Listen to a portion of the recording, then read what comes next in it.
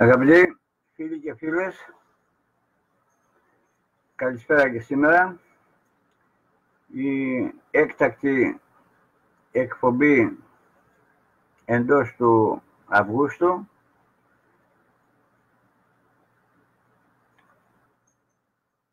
Τετάρτη 7 Αυγούστου 2019 με ένα θέμα όχι ανεξάρτητο βέβαια, αλλά έπρεπε να γίνει πριν το Σεπτέμβριο, όταν θα ξεκινήσουμε την μεγάλη σειρά με τον Άντωνη Σάτων, που θα αποδείξουμε την χρηματοδότηση μέσω της Wall Street, αυτής της εγκληματικής οργάνωσης, δηλαδή του τραπεζικού καρτέλ Rothschild, Rockefeller και Sia, την χρηματοδότηση και του εγκλήματος της ανατροπής του Τσάρου Νικόλαου του Δευτέρου του 1917 στην Ρωσία και την χρηματοδότηση του ναζισμού. Δηλαδή πώς στήθηκε ο Χίτλερ για να πραγματοποιήσει αυτό το παγκόσμιο έγκλημα κατά της ανθρωπότητας, για να μας δουλεύουν σήμερα οι εβραιοσιωνιστές περί ενωμένης Ευρώπης και άλλα πολλά κοραφέξαλα, δηλαδή γελία πράγματα που υποτιμούν την νοημοσύνη και το τελευταίο βλάκα της ανθρωπότητας. Όπως είπαμε, Τετάρτη 7 Αυγούστου 2019, Βλαντιμίρ Μπουκόφσκι. Ο κομμουνισμός πρέπει να δικαστεί. Μας βρίσκει απολύτως σύμφωνος και να πάψει επιτέλους αυτό το παραμύθι μόνο να κατηγορείται ο ναζισμός, που ήταν μια περίοδος 13 χρόνια, στο πούμε, σε έξαρση, άσχετα από πότε τον προετοίμασαν. Όχι ο Χίτλερ. Μην τρώτε αυτό το παραμύθι ότι ο Χίτλερ έκανε το δεύτερο παγκόσμιο πόλεμο και αυτός ο ηλίθιος ο γερμανικός λαός. Γιατί όλοι οι λαοί της Ευρώπης πάσχουν από μία ανίατη ασθένεια, δηλαδή αυτή της ηλιθιότητας. Δεν είμαστε μόνο εδώ στην Ελλάδα. Εμείς έχουμε χάσει την πρωτιά προπολού σε πολλά πράγματα. Το μόνο που κρατάμε την πρώτη θέση είναι ότι έχουμε κομμουνιστές ακόμα. Η Κίνα έχει τους καπιταλιστές κομμουνιστές ή τους κομμουνιστές καπιταλιστές, όπως θέλει πείτε του. Η Βόρειος Κορέα έχει μόνο κομμουνιστές. Η Ελλάδα δεν ξέρει τι έχει. Το είδαμε και στις τελευταίες εκλογές. Από τα 20 τόσα κόμματα, το 95% αριστερής φυσιογνωμίας. Τι να συζητάμε τώρα. Είναι δηλαδή να μιλάς για αυτόν τον νεοελληνικό λαό. Οι πιο πολλοί, πάνω από το 50-60% δεν πρέπει να είναι και Έλληνες. Αποκλείεται, δεν λένε να είναι Έλληνες και να κάνουν αυτά τα ανθελληνικά, ας το πούμε, πράγματα, είναι φυσικό. Ή χρήζει ψυχιατρικής ανάλυσης. Λοιπόν, κίνημα εθνικής ανεξαρτησίας, το μοναδικό ελληνικό εθνικιστικό κόμμα που σας λέει την αλήθεια. Το μοναδικό κόμμα που δεν έχει καμία σκασίλα ούτε για την Ελληνική Βουλή των Ανθελλήνων, ούτε για τίποτα. Και αυτό που λέμε για την Ευρωβουλή και τα λοιπά δεν αλλάζει τίποτα. Η Ευρωβουλή είναι μια ευρεοσιωνιστική σφικοφολιά που καπελώνει όλα τα εθνικά κοινοβούλια και τίποτα άλλο. Μέχρι να ολοκληρωθεί αυτή η παγκόσμια σκλαβιά.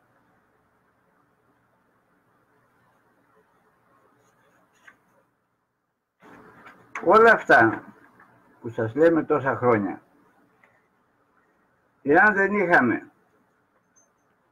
μπει σε αυτό το δρόμο της αναθεωρητικής αλήθειας, που εδώ μέσα μας έβαλαν φοβερά μεγάλοι άνθρωποι. Φοβερά μεγάλοι άνθρωποι. Οι περισσότεροι από αυτούς δεν υπάρχουν στη ζωή. Τα λέω, οι περισσότεροι μπορεί να είναι και το 95% και πάνω. Αλλά εσείς εδώ στην Ελλάδα έχετε μία ψυχιατρικής φύσεως ανομαλία να πιστεύετε στις εθνικές εκλογές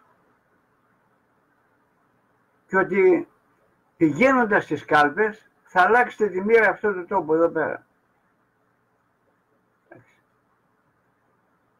Δικαίωμά σας και πιστεύω σας. Αλλά νομίζω ότι σε αυτόν εδώ τον χώρο που λέγεται Ελλάδα έχουμε δικαίωμα να μιλάμε και εμείς το 1, το 2, το 3, μπορεί και το 5%, που στην πραγματικότητα, επειδή είμαστε διασκορπισμένοι, κάτι που φρόντισε να το κάνει αυτή εδώ η τραπεζική εγκληματική συμμορία εδώ και 2 αιώνες, που λέμε πίσω από την κουρτίνα πάντα Ρότσιλντ. Λοιπόν, ο πατριωτικός χώρος είναι κάτι που δεν πρόκειται να συντονιστεί, να ενωθεί, να συνεργαστεί, όπως θέλετε πείτε το, εάν δεν προκύψει ολοκληρωτική καταστροφή. Δεν υπάρχει περίπτωση. Για όλα αυτά βέβαια φροντίζει πολύ καλά όλες αυτές εδώ οι συμμορίες. Να το δείτε και από κοντά το σήμα. Εάν δεν, όχι να ελεγχθεί, να ξεριζωθούν οι μασονικές σφαίρες από την Ελλάδα. Αυτό εδώ το σήμα δεν πρέπει να υπάρχει όχι μόνο στην Ελλάδα, παγκοσμίως. Έλα όμως που έχουν διαβρώσει τα πάντα, φυσικά εκείνη η Γαλλική Επανάσταση, που δεν υπήρξε Γαλλική Επανάσταση, θα το δούμε τώρα, γιατί μας δικαιώνει ο Βλαντιμίρ Μπουκόφσκι, μας δικαιώνει σε πάρα πολλά πράγματα. Οπότε, εάν δεν συνέλθετε, αγαπητοί μου συμπατριώτες, να αφήσετε κατά μέρος όλες αυτές τις ηλιθιότητες με τα κόμματα και με τις εκλογές και με τον κάθε παπαρολόγο τύπου Μπαρουφάκηδες και δεν... ατελείωται. Απλώς τον Μπαρουφάκη τον αναφέρω γιατί είναι μέρος του συστήματος. Το βλέπετε. Κι όμως 200.000 περίπου ψηφοφόροι, δεν μπορώ να τους ονομάσω Έλληνες αυτούς, εντάξει, γιατί είναι πολλών ειδών οι ψηφοφόροι στην Ελλάδα. Λοιπόν, κι όμως 200.000 άτομα βρέθηκαν να τον στείλουν στη Βουλή. Ποιον? Έναν από τους μεγαλύτερους διεθνιστές που υπάρχουν. Και μιλάτε για πατρίδα, ρε, πάτε καλά. Μετά να κάνουμε βρίζο, εξοργίζουμε, εντάξει. Όχι ότι μετανιώνω. Δόξα την πινελίκια ατελείωτα και εσχρά μάλιστα. Εδώ χρειάζεται ένας σύγχρονος Διογέννης κοινικός. Να μην αφήσει τίποτα εδώ πέρα. Όλη μέρα να σας βρίζει, να σας βρίζει, να σας βρίζει και να μην τελειώνει. Για τόσο τούβλα μιλάμε. Για τόσο τούβλα μιλάμε.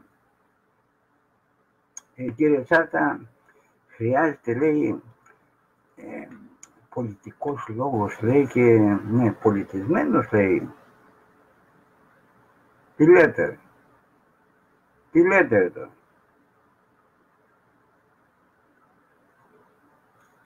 Λοιπόν, για να μπαίνουμε σιγά σιγά στο θέμα μας. Και θα ήθελα, πριν ξεκινήσουμε, να μου πει έστω και ένας Έλληνας αν έχει λόγο ύπαρξη στην Ελληνική Βουλή αυτός, όχι ο Κουτσούμπας, αυτό είναι μια μαριονέτα του συστήματος.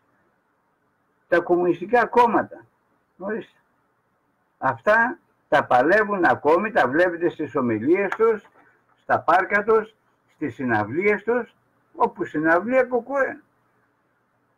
Όπου αφήσεις στις κολόνες της ΔΕΗ και αστικές συγκοινωνίες κτλ. Κουκουέ και κάποια άλλα ανταρσίες, αναρχική κτλ. Λοιπόν, όλα αριστερά όμως. Αλήθεια, τι λόγο ύπαρξης έχουν τα κομμουνιστικά κόμματα σήμερα στην Ελλάδα. Αυτό εδώ δεν είναι τυχαίο. Βλέπετε ότι όταν μιλάμε για το αυγό του φιδιού, είναι γκαράντι ευρεοσιωνιστικό αυγό. Έτσι γεννήθηκε ο κομμουνισμός. Έχουμε κάνει και εκπομπή για τον Μάρξ. Θα πούμε και σήμερα αρκετά, αλλά να ξέρετε ότι ο χαζαροσιωνισμός γέννησε τον κομμουνισμό για να σκλαβώσει τον πλανήτη, απλά, τίποτα άλλο. Όλη αυτή η ιστορία που γίνεται είναι ότι ο κομμουνισμός είναι το καλύτερο, μαζί με την αναρχία, τους αναρχικούς δηλαδή, είναι τα καλύτερα εργαλεία του καπιταλισμού. Εγώ ξέρω πολύ καλά τι σας λέω. Άλλοι να πάτε να κοιταχτείτε και σε ψυχίατρους και σε ψυχολόγους. Δεν είναι φυσιολογικά πράγματα αυτά που συμβαίνουν στην Ελλάδα και να υπάρχουν ακόμα αριστεροί στην Ελλάδα, αν είναι δυνατόν. Οι κομμουνιστές ποτέ δεν υπήρξαν άνθρωποι. Μια ζωή γενοκτώνα κτήνη ήταν. Και θα είναι βέβαια έτσι, όσο τους το επιτρέπουμε. Αυτή η ρημάδα, η αστική δημοκρατία που αγωνίζονται, αυτά τα ευρεσιονιστικά κτίνια, αυτοί οι κομμουνιστές χρησιμοποιούν την δημοκρατία για να πετύχουν την απόλυτη κομμουνιστική δικτατορία. Απλά πράγματα. Η ιστορία αυτό λέει δηλαδή. Η χρήσιμη ηλίθη είναι χρήσιμη για την χαζάρικη μαφία του τραπεζικού καρτέλ που εξουσιάζει τον πλανήτη.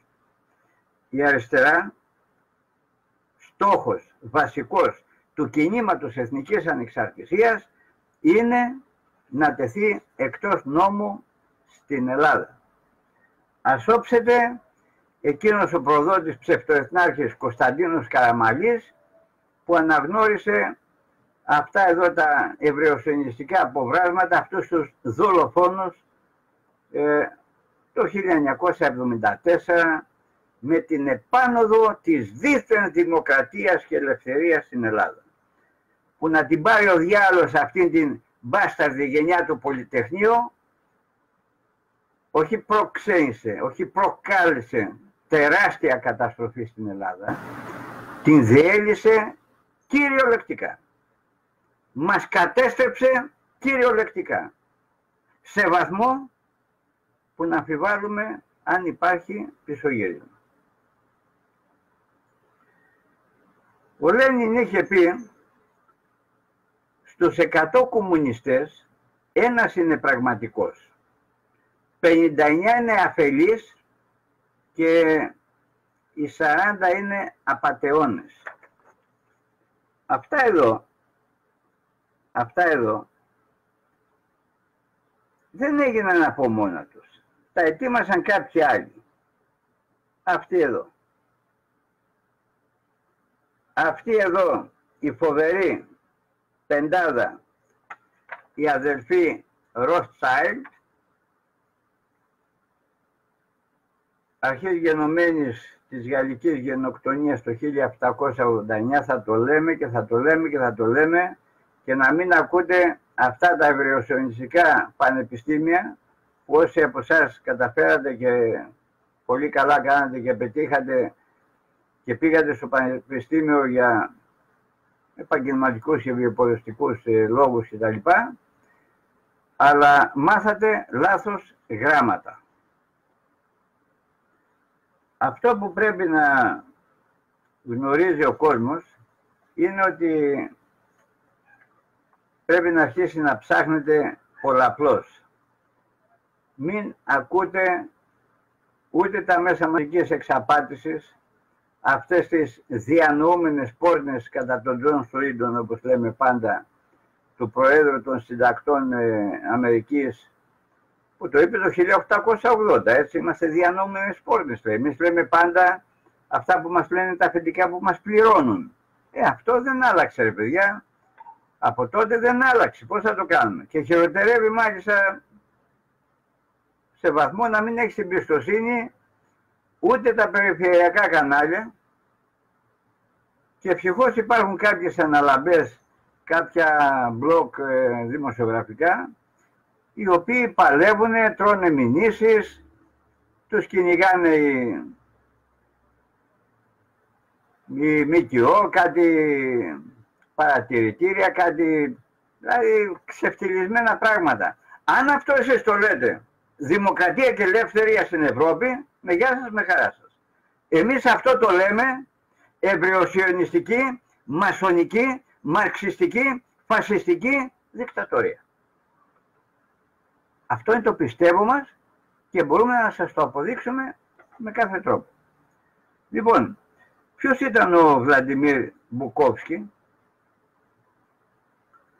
Το 1960 στην πλατεία Μαγιακόφσκι στη Μόσχα συγκρούστηκε με το ευρεοσιωνιστικό κομμουνιστικό καθεστώς, το φασιστικό δηλαδή, και νίκησε. 1960 παρακάτω. Ποιος τολμούσε μέσα στην ευρεοσιωνιστική φασιστική κομμούνα όχι να αντιδράσει, να αντισταθεί, να μιλήσει? Και όχι να μιλήσει, ούτε καν να σκεφτεί. Αυτοί είναι οι κομμουνιστές. Όλοι αυτοί που ορίονται και φωνάζουν για το καθεστώς στην Ελλάδα και στην Ευρώπη, ο στόχος τους είναι πώς να σε βάλουν να σε δέσουν χειροπόδαρα. Αυτοί ξέρουν. Κάθονται όλα αυτά τα κτίνη και μιλάνε για Μακρόνισο, για Γιάρο και ένα κάρο βλακίες, αλλά για τα Γκούλαγκ όμως, μούγκα. Βέβαια. 66 εκατομμύρια καθάρισε μόνον το ευρεοσιωνιστικό κτίνος ο Στάλιν. Ένας μπάσταρδος, ενός διευθυντή πετρελαίων στον Μπακού, στο Καζακστάν, τον ρώτησε. Αυτός είναι ο Στάλιν. Ή δεν το ξέρεις, κουτσούμπα, από πού κρατάει η σκούφια του Στάλιν?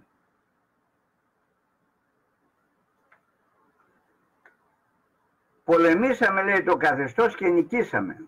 Ο Βλαντιμίρ Μπουκόφσκι. Και μέσα στις φυλακές, γιατί ήταν στη φυλακή? Δεν είχε δημοκρατία και ελευθερία η Ρωσία το 1960. Αλλά εδώ φωνάζεται καθήκα του Κερατά για Κουφοντίνες και για Γρηγορόπουλος και ένα σωρό αλυταριά, να πούμε, του συστήματος των κλαναράδες. Κουφοντίνες είναι το πρόβλημα εδώ, Γρηγορόπουλος βέβαια, μεγάλοι ήρωες. Αλλά το τι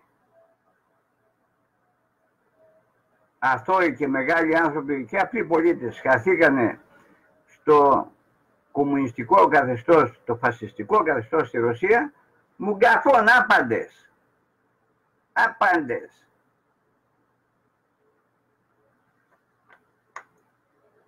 Στις φυλακές, λέει, και μέσα στις φυλακές ήμασταν πολύ επικίνδυνοι για αυτούς. Αυτό το βιβλίο το έγραψε το 1995. Κρίση στη Μόσχα. Σοβιετικά εγκλήματα και δυτική συνενοχή. Μπράβο, μεγάλε, να γιάσει το στόμα σου. Δυτική συνενοχή. Και όχι μόνο δυτική συνενοχή.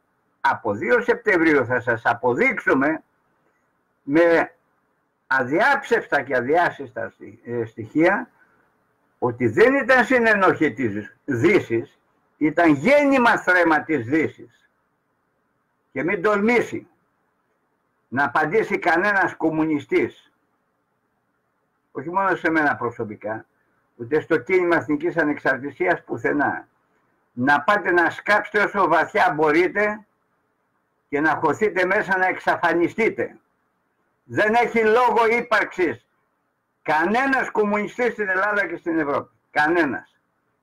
Αλλά όλοι αυτοί, αυτές οι πολιτικές μαριονέτες μέσα στη Βουλή των Αθελήνων, όλοι και αυτοί που παριστάναν και τους πατριώτες, έτσι, και αυτοί που μπήκαν τώρα, και αυτοί που ήταν πριν, δεν τολμάει κανένας να μιλήσει κατά του κομμουνισμού. Δεν αναφέρω ονόματα, είναι γελοί όλοι. Είναι γελοί ρε παιδιά. Και η σημερινή Βουλή και οι προηγούμενοι και οι παραπροηγούμενοι και όλες.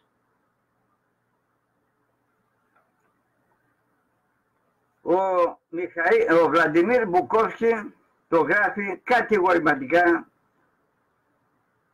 ότι ο κομμουνισμός πρέπει να δικαστεί. Αυτοί οι σπουδαίοι άνθρωποι με την αναθεωρητική αλήθεια πάντα μας δίνουν εμάς στο κίνημα Εθνικής Ανεξαρτησίας την δύναμη να αγωνιστούμε κατά του απάνθρωπου εβραιοσιωνιστικού μαρξισμού. Αυτό το βιβλίο, αγαπητοί μου φίλοι, είναι όλα τα λεφτά. Δηλαδή ένα μέρος, ένα κομμάτι της αποκάλυψης της αλήθειας που μας κρύβουν αυτά τα εβραιοσιωνιστικά κτίνη. Θα σας διαβάσω μία συνέντευξη, βασικά αυτό είναι, και θα δούμε ακόμα και στην σημερινή Ρωσία ότι η νεολαία, γιατί η νεολαία είναι το α και το ω σε κάθε χώρα, σε κάθε έθνος. Έθνος τώρα δεν μπορούμε να λέμε όλα τα κράτη-έθνη, γιατί δεν υπάρχουν έθνη, ειδικά μέσα στην Ευρώπη. Αυτοί οι βάρβαροι όλοι συγκροτήθηκαν σε κράτη, μάλλον τους συγκρότησε σε κράτη.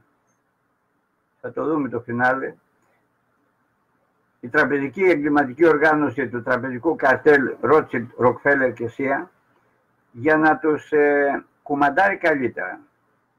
Πρώτο βήμα ήταν να καθιερωθούν οι βασιλιάδες, να δημιουργηθούν οι αστικές δημοκρατίες και μέσω του κομμουνισμού να ισοπεδωθούν τα πάντα για να υπέρθει η ολοκληρωτική δηλαδή σκλαβιά μέσω του χρηματοπιστωτικού συστήματος και μέσω των ναζιστικών νόμων που ψηφίζει το Ευρωκοινοβούλιο των Ρότσιλντ. Φυσικά εθνικά συντάγματα δεν υφίστανται, εντάξει, ούτε εθνικά κοινοβούλια. Λοιπόν, για να δούμε και θα σχολιάζουμε όπου μπορούμε τις ερωτήσεις και απαντήσεις του Μπουκόφσκι. Εδώ από ό,τι βλέπουμε ο δημοσιογράφος πρέπει να ήταν ένας πολύ καλός, όχι μόνο σε δημοσιογράφος, και πολιτικός με ωμέγα, καλός μάγκας. Καλές ερωτήσεις. Λοιπόν, ο κομμουνισμός πρέπει να δικαστεί. Είναι η ενδιαφέρουσα συνέντευξη με τον διάσημο σοβιετικό αντιφρονούντα Βλαντιμίρ Μπουκόφσκι, ο οποίος γεννήθηκε το 1942, νευροφυσιολόγος και συγγραφέας. Δεν ήταν αγράμματος ο άνθρωπος σαν εμάς. Εμείς είμαστε μεν αγράμματοι, αλλά τα λέμε πολύ καλά τα γράμματα. Το πρόβλημα είναι με τους μορφωμένους στην Ελλάδα που δεν μας τα λένε καλά τα γράμματα. Υπήρξε ένας από τους ιδρυτές του κινήματος των Σοβιετικών Διαφωνούντων, το οποίο γεννήθηκε το φθινόπωρο του 1960 στην πλατεία Μαγιακόφσκι της Μόσχας. Εκεί μια ομάδα τότε αγνώστων νέων ακτιβιστών, ποιητών και ηθοποιών.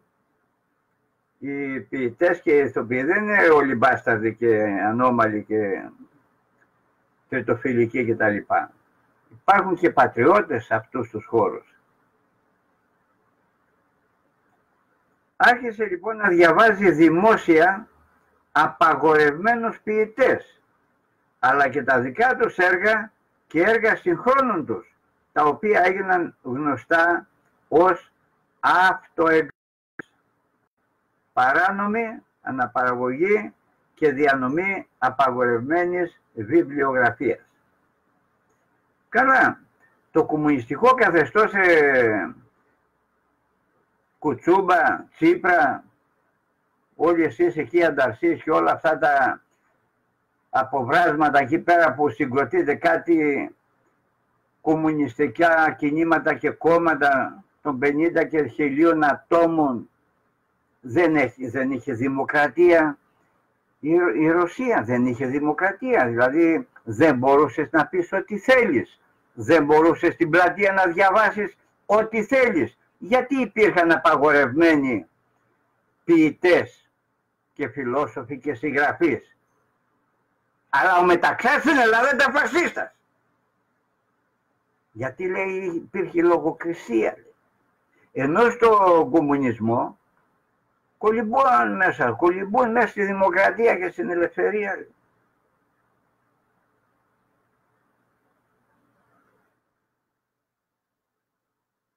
Πολεμήσαμε, λέει ο Βλαντιμίρ Μπουκόφσκι, το καθεστώς και νικήσαμε.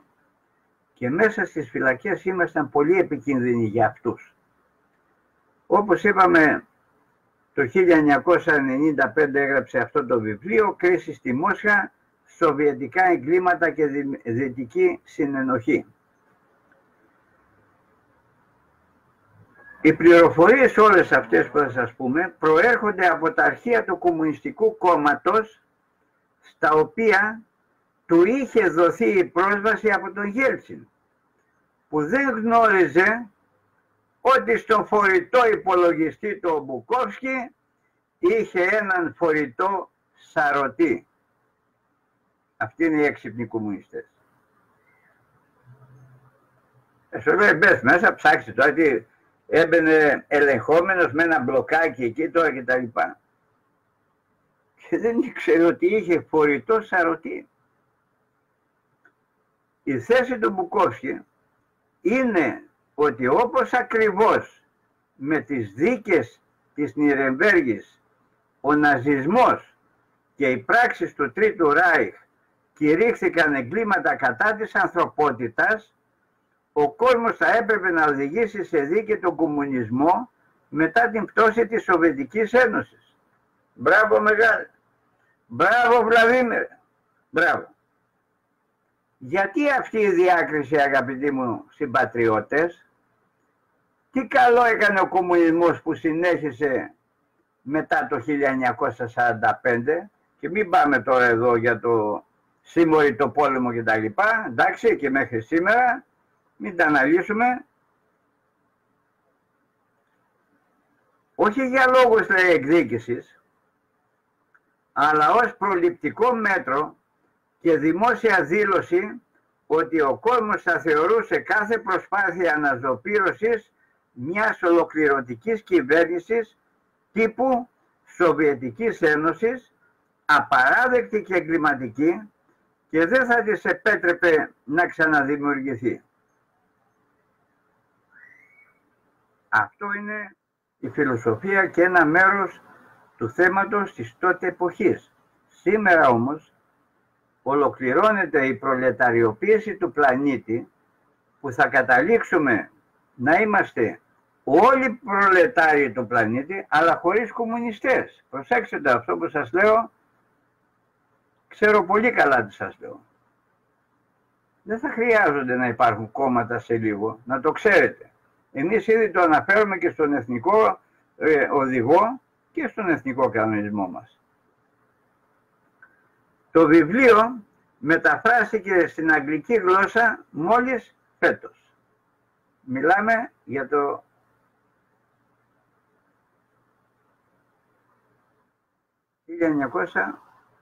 1990, έτσι. 90-95. Μπράβο.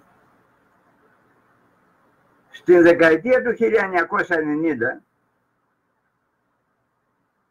ο Μπουκόφσκι αρνήθηκε να αφαιρέσει τμήματα του βιβλίου που κατηγορούσαν εξέχοντες δυτικούς. Βεβαίως. Για παρασκηνιακές σχέσεις με τους Σοβιετικούς. Αυτά όλα θα τα δούμε από τις 2 Σεπτεμβρίου με ονόματα και στοιχεία. Σε άλλη σειρά εκπομπών βέβαια, που δεν έχει καμία σχέση με αυτή τη συνέντευξη του Βλαντιμίρ Μπουκόφσκι. Το βιβλίο περιλαμβάνει εκατοντάδες υποσημειώσεις με αναφορές πηγών σε έγγραφα του Κομμουνιστικού Κόμματος, εφημερίδες και βιβλία της εποχής και ιστορικά σημειώματα. Προσοχή τώρα, τι λέμε εμείς. Αυτό που λέμε εμείς για τον προδότη ψευτοεθνάρχη Κωνσταντίνο Καραμαλή. Εθνικό έγκλημα ήταν η αναγνώριση του Κομμουνιστικού Κόμματος Ελλάδος το 1974. Ας δούμε το θέμα μας τώρα.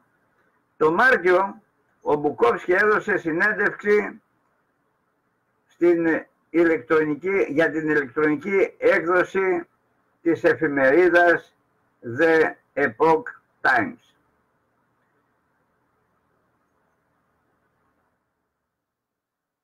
Ακολουθεί το μεγαλύτερο κομμάτι αυτής της συνέντευξης. Για να μην αναφέρω συνέχεια το όνομα Epoch Times, θα λέω ερώτηση. Ερώτηση. Η αμερικανική αριστερά σήμερα, επειδή βρίσκεται σε συνεχή επίθεση κατά του Ντόναλντ Τραμπ, είναι άγρια αντιρωσική και ρωσοφοβική. Τώρα ξαφνικά, Μπουκόφσκι, ναι, το γεγονός ότι η σημερινή Ρωσία είναι πολύ πιο αδύναμη από την Σοβιετική Ένωση, επομένως λιγότερο επικίνδυνη, δεν επηρεάζει την αμερικανική γνώμη. Τώρα αντιλαμβάνονται τον κίνδυνο πολύ σοβαρά και για πρώτη φορά στην ιστορία εφάρμοσαν κυρώσεις και τέτοια πράγματα, τα οποία ελπίζαμε ότι θα είχαν εφαρμοστεί στους Ρώσους αμέσως μετά τον Δεύτερο Παγκόσμιο Πόλεμο, αλλά ποτέ δεν εφαρμόστηκαν. Και τώρα εφαρμόζουν όλες αυτές τις κυρώσεις όταν η επιρροή της Ρωσίας είναι σημαντικά μικρότερη. Ερώτηση. Ένα μεγάλο μέρος του έργου της ζωής σας ήταν να προσπαθήσετε να ξυπνήσετε την Δύση στο να δει ότι ο κομμουνισμός ήταν ένα βδέλιγμα. Λένε ότι το 55% των Αμερικανών είναι περήφανοι που θεωρούν τους εαυτούς τους σοσιαλιστές. Ακούτε, το 55% των Αμερικανών είναι υπερήφανοι γιατί θεωρούνται σοσιαλιστές. Τι ελπίδα υπάρχει? Μπουκόφσκι. Πολύ λίγη ελπίδα. Σας παρακαλώ, μην ξεχνάτε ότι ο κομμουνισμός εξακολουθεί να είναι πολύ ισχυρός σε μέρη όπως η Κίνα, το Βιετνάμ, σε τέτοιες χώρες, και όταν συζητούνται αυτές οι χώρες σπάνια ακούτε κάτι για τον κομμουνισμό. Σαν να μην είναι η Κίνα η μεγαλύτερη κομμουνιστική χώρα στον κόσμο. Έχει δίκιο εδώ που τα λέμε, έτσι. Μιλάμε για την Κίνα. Την βλέπουμε σαν εμπορική χώρα και τα λοιπά, έτσι. Ναι, με ισχυρή οικονομία και τα λοιπά, και είναι μια κομμουνιστική, καπιταλιστική, κομμουνιστική χώρα. Ναι, ξέρω τι είπα εγώ, εσείς δεν ξέρω αν το καταλάβατε. Πρόσφατα είχαν το Κογκρέσο του Κομμουνιστικού Κόμματος στην Κίνα και ανακοίνωσαν τα στοιχεία. 84 εκατομμύρια Κινέζοι, προσέξτε σας παρακαλώ τι λέει, 84 εκατομμύρια Κινέζοι είναι μέλη του Κομμουνιστικού Κόμματος. 84 εκατομμύρια είναι απλώς γελίο. Είναι ο κομμουνισμός που αναπτύσσεται και μεγαλώνει. Ελέγχουν ακόμα τα πάντα. Η απειλή αυτή δεν πέρασε. Έχει αλλάξει στη γεωγραφία, αλλά δεν εξαφανίστηκε. Προσέξτε το τρομακτικό, αν το αναλύσουμε και το σκεφτούμε πολύ καλά. Είναι αυτό που υπολογίζουμε και φοβόμαστε ότι θα συμβεί, ότι με την κατάρρευση του δολαρίου στις Ηνωμένες Πολιτείες Αμερικής, μόλις σκάσει η φούσκα των 77 τρισεκατομμυρίων ανοίγματος του δολαρίου, έτσι, θα εφαρμοστεί χαλαρά, όχι ότι θα μας το επιβάλλουν, από την Κίνα για να μπορέσει να λειτουργήσει ο πλανήτης. Είναι δυνατόν, σας παρακαλώ πολύ, είναι δυνατόν ο τέταρτος πλουσιότερος άνθρωπος του πλανήτη να είναι Κινέζος κομμουνιστής? Είναι δυνατόν αυτός ο άνθρωπος να είναι μέλος της Κεντρικής Επιτροπής του Κομμουνιστικού Κόμματος? Είναι δυνατόν 1,5 δισεκατομμύριο Κινέζοι να είναι μέλη του Κομμουνιστικού Κόμματος μόνο 84 εκατομμύρια? Αναλύστε τα εσείς. Αναλύστε τα εσείς. Δεν κάνουμε εδώ πέρα ούτε προπαγάνδες ούτε άλλα πονηρά πράγματα.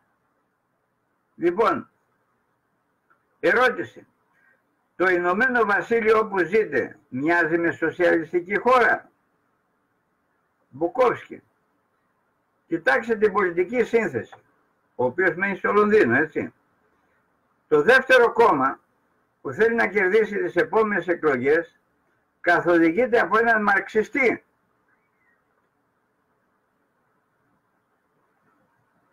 Στην εποχή μας ένας μαρξιστής να κυβερνήσει τη Βρετανία, αστείο πράγμα.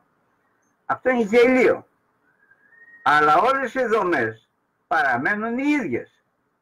Ο σοσιαλισμός που πέτυχαν στα μεταπολεμικά χρόνια είναι ακόμα εδώ. Εδώ μία παρένθεση και μία δικαίωσή μας πάλι.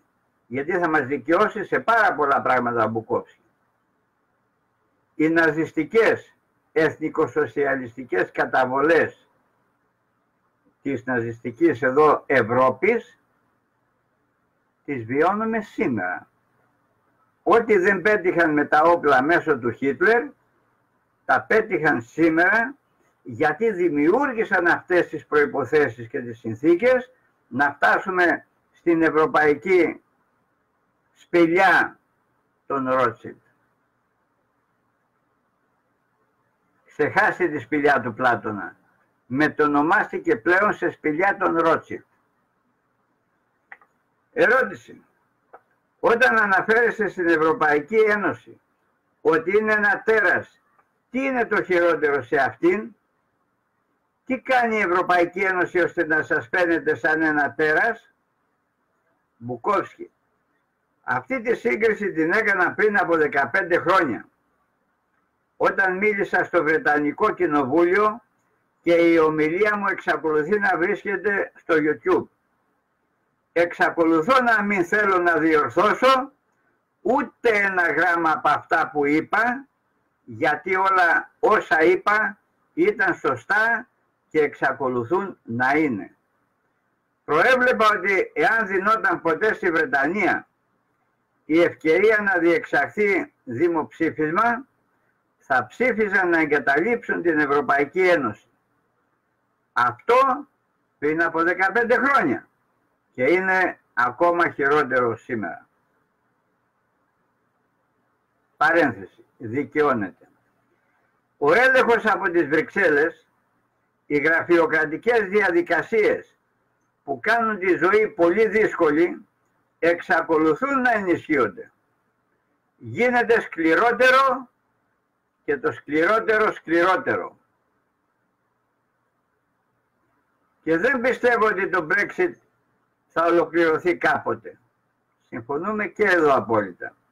Θα γίνει κάποιο σαμποτάζ. Θα υποκριθούν ότι εφαρμόζουν το Brexit, αλλά δεν θα κάνουν τίποτα. Εν τω μεταξύ, άλλες χώρες ενδέχεται να ακολουθήσουν το παράδειγμα της Βρετανίας. Έχουμε την Ιταλία, η οποία εξετάζει τώρα την επιλογή να εγκαταλείψει την Ευρωπαϊκή Ένωση. Και αυτό θα είναι ένα μεγάλο χτύπημα. Ιδίως επειδή η Ιταλία βρίσκεται στην Ευρωζώνη. Πιστεύω ότι η διαδικασία αντίστασης στην Ευρωπαϊκή Ένωση, στην Ευρώπη, θα αυξηθεί. Συμφωνούμε και επαυξάνουμε. Εδώ είμαστε απόλυτα σύμφωνοι με τον Μπουκόφσκι. Ο εθνικισμός ανεβαίνει τάχιστα, όχι γιατί δεν γουστάρουμε την Ευρώπη και τους ευρωπαϊκούς λαούς, γιατί δεν γουστάρουμε τις ευρεοσιωνιστικές τραπεζικές αλυσίδες. Ερώτηση. Φαίνεται ότι τα νέα στοιχεία, οι μεταλλάξεις του σοσιαλισμού και του κομμουνισμού εξαπλώνονται μέσω των μέσων ενημέρωσης και των νέων τεχνολογιών της μεγάλης τεχνολογίας. Μπουκόφσκι, ναι.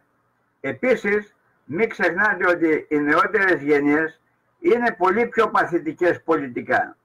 Φαίνονται εντελώς αδιάφορες. Μπράβο Μπουκόφσκι.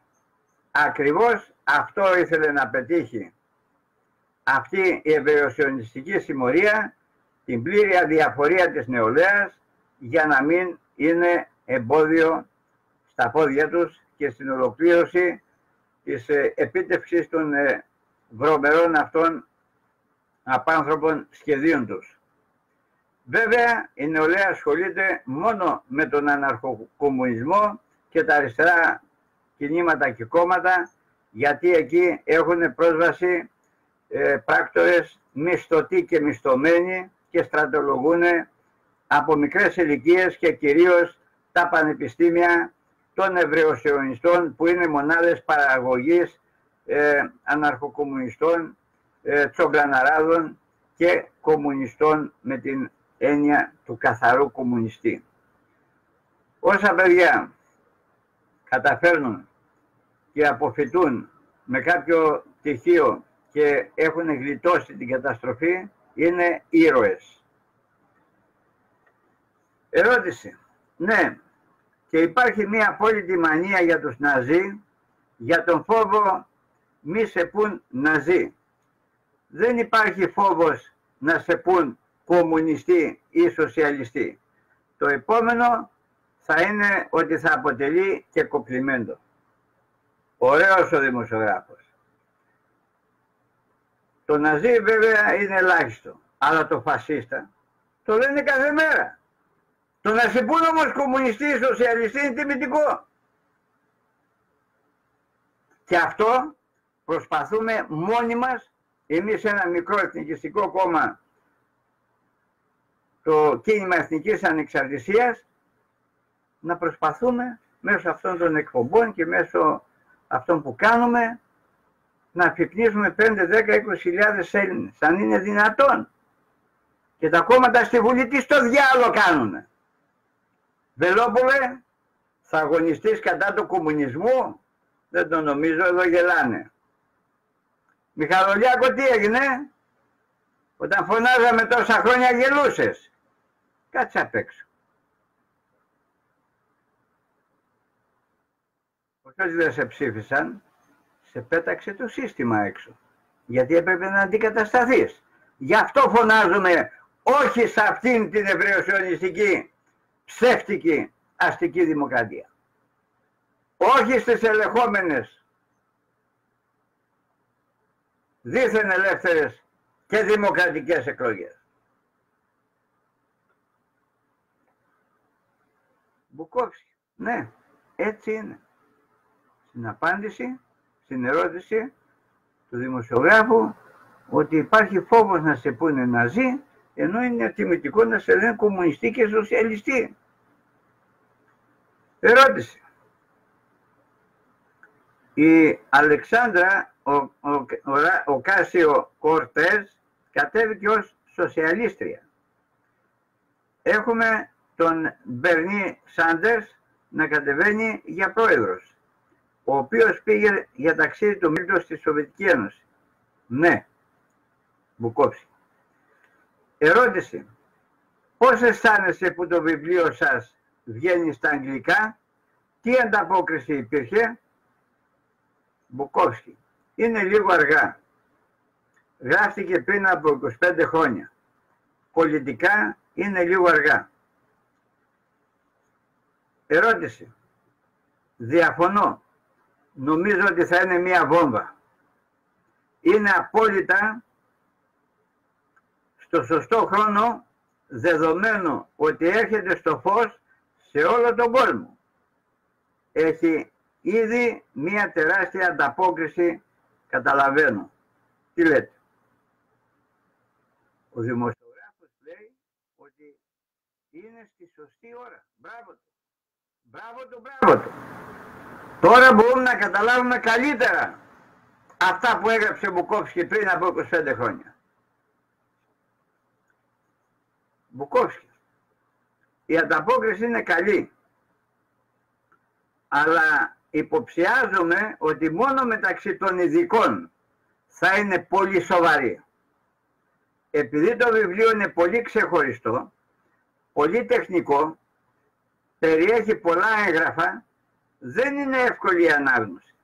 Θα αρέσει κυρίως στους ειδικούς. Μπράβο, Μπουκόφσκι. Εδώ, με κάθε σεβασμό και εκτίμηση που μπροστά σε τέτοιους ανθρώπους είμαστε ανύπαρκτοι, είμαστε ένα τίποτα, ακριβώς προσπαθούμε να έχουμε και εμείς στο κίνημα εθνικής ανεξαρτησίας αυτή τη φιλοσοφία, να μπορούμε να μας καταλάβουν αυτοί που διαθέτουν μυαλό για να σκέφτονται, να ψάχνονται, να αναλύουν, να αποφασίζουν, να κρίνουν και όχι χρήσιμη ηλίθια μάζα να ακολουθούν ό,τι τους λένε τα ευρεοσιονιστικά μέσα μαζικής εξαπάτησης και οι πονηροί πολιτικάντιδες και ψευτοπολιτικοί. Ερώτηση. Είναι ένα επικίνδυνο βιβλίο που δημοσιεύεται στον σημερινό κόσμο? Μπουκόφσκι. Οι μικροί εκδοτικοί οίκοι δεν φοβούνται. Εξάλλου υπάρχει ελευθερία της έκφρασης και τέτοια πράγματα. Οι μικροί εκδοτικοί οίκοι, είπε ο Μπουκόφσκι, αυτό που αντιμετώπισε και ο Αντωνισάτων με την έκδοση της χρηματοδότησης του μπολσεβικισμού και του ναζισμού από τη Wall Street, για να δείτε το μέγεθος του φασισμού παγκοσμίως, το οποίο αυτά τα κτίνη το ονομάζουν δημοκρατία. Ερώτηση. Ποιο πιστεύετε ότι είναι το πιο αμφιλεγόμενο πράγμα στο βιβλίο σας που προκάλεσε την καταστολή του ή την αποτροπή του πριν από 25 χρόνια? Απαγορεύτηκε το βιβλίο. Μπράβο στο δημοσιογράφο. Μπουκόφσκι. Η αντίδραση εδώ ήταν πιο ισχυρή σε σχέση με ορισμένα άτομα και όχι με τα έγγραφα. Αυτό δεν έχει καμία σχέση με μένα. Αυτά είναι έγγραφα του Politburo, δεν τα εφήβρα εγώ. Όμως ορισμένα ονόματα που συνδέονται με τις φιλοσοβιετικές εκστρατείες και δραστηριότητες ήταν ένα σοκ για πολλούς ανθρώπους. Πολύ απλά λέει ο άνθρωπος, αυτά τα έγγραφα ήταν του πολιτικού γραφείου του Κομμουνιστικού Κόμματος της Ρωσίας, δεν δικά μου, λέει. Αλλά πονάει όταν μέσα εκεί υπάρχουν και ονόματα, όπως θα αποδείξουμε σύντομα, έτσι, από τις 2 Σεπτεμβρίου και εμείς. Ερώτηση. Ονόματα όπως ο Φράνσις Φόρτ Κόπολα? Μπουκόφσκι. Για παράδειγμα. Και αυτό όνομα σύγχρονο, έτσι. Παραπίσω να δείτε τι υπάρχει. κάποιοι που είναι γνωστοί στη βιομηχανία του θεάματος ή στην πολιτική και ξαφνικά το βιβλίο αυτό σου ανοίγει τα μάτια και σου δείχνει την άλλη πλευρά, την ασταθή πλευρά της πολιτικής. Πολλοί άνθρωποι σοκαρίστηκαν πολύ από αυτό. Αυτό συμβαίνει. Και εδώ, στην μικρή κατηγορία που είμαστε εμείς εδώ πέρα, που σας λέμε τόσα πράγματα και καθημερινά αυξάνεται ο αριθμός των φίλων που μας στηρίζουν και μας παρακολουθούν. Τι λέτε κύριε Τσάκα, πού το βρήκατε αυτό, αληθεύει αυτό, πω, γιατί δεν το ξέραμε, και πολλά άλλα, έτσι. Τα βλέπετε μόνοι σας μέσα στα σχόλια. Εσείς τα γράφετε, εσείς μας τα ρωτάτε, εσείς μας λέτε μπράβο. Ερώτηση. Τα πράγματα που συμβαίνουν τώρα, που όλα γίνονται στο όνομα της πολιτικής ορθότητας, η λογοκρισία, η φήμωση, η διαγραφή ανθρώπων, είναι αυτές νέες μορφές του ίδιου παλιού θηρίου? Μπράβο στο δημοσιογράφο. Μπράβο στο δημοσιογράφο. Αυτά που τα βιώνουμε όλοι καθημερινά. Όλοι μας. Ειδικά εμείς που ασχολούμαστε με το διαδίκτυο και λέμε αυτά τα πράγματα, μας έχουν ταράξει. Μπουκόφσκι, το ερώτημα είναι, πόσο καινούργια είναι αυτά? Μπράβο Μπουκόφσκι. Πολιτική ορθότητα, λογοκρισία, φήμωση, διαγραφή ανθρώπων. Είναι νέες μορφές του ιδίου παλιού θηρίου? Ρωτάει ο δημοσιογράφος, είναι νέες μορφές? Πόσο καινούργια είναι αυτά, λέει Μπουκόφσκι. Για να μην το πει τον άνθρωπο, πλάκα μας κάνει, δεν είναι καινούργια. Ποιες νέες μορφές? Αν κοιτάξετε πίσω στη δεκαετία του 1930, να το... Ποια καινούργια? 90 χρόνια πριν, παρουσιάζεται περισσότερο ή λιγότερο αυτή η εικόνα. Αυτά τα πράγματα είχαν ήδη τεθεί σε λειτουργία, αλλά οι άνθρωποι δεν περίμεναν να συμβούν. Αυτά πάντα υπάρχουν για να πετύχει την ολοκληρωτική παγκόσμια σκλαβιά ο χαζαροεβραιοσιονισμός. Η ανατροπή και ο αποκεφαλισμός του βασιλικού ζεύγους του 1789 με την δίθεν Γαλλική Επανάσταση, εκεί τέθηκαν οι βάσεις του κομμουνισμού. Δεν ήταν η Ρωσία. Η Ρωσία ήταν ένα πειραματόζω που ήταν εμπόδιο, γιατί ήταν ορθόδοξοι χριστιανοί συν το ότι είχε και τσάρο. Δεν ήταν μπλεγμένοι σε αυτό το παγκόσμιο χύμα πράγμα που πάνε να κάνουν. Οπότε έπρεπε να ανατραπεί ο Τσάρος, όχι ο Νικόλαος Β. Όποιος ήταν εκείνη την εποχή τελείωνε. Ερώτηση.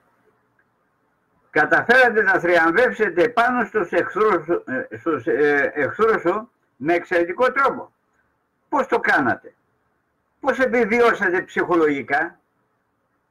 Μπουκόφσκι, νομίζω ότι όλα εξαρτώνται από το πόσο δυνατός είναι ο χαρακτήρας σου.